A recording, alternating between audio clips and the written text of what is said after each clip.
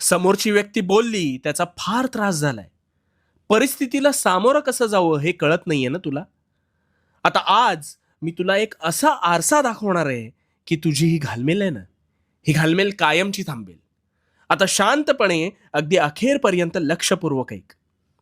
तू जिथे कुठे आहेस, ह्या जगात ह्याच क्षणाला कुणीतरी खूप खुश असेल, कुणी दुःखी असेल, कुणाचे पोट भरत नसेल, तर कुणी ऐशोआरामात जगत असेल.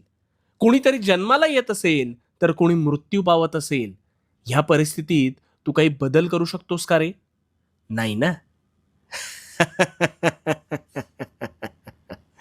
कारण हा ज्याचा त्याचा प्रश्न आहे, नाही का?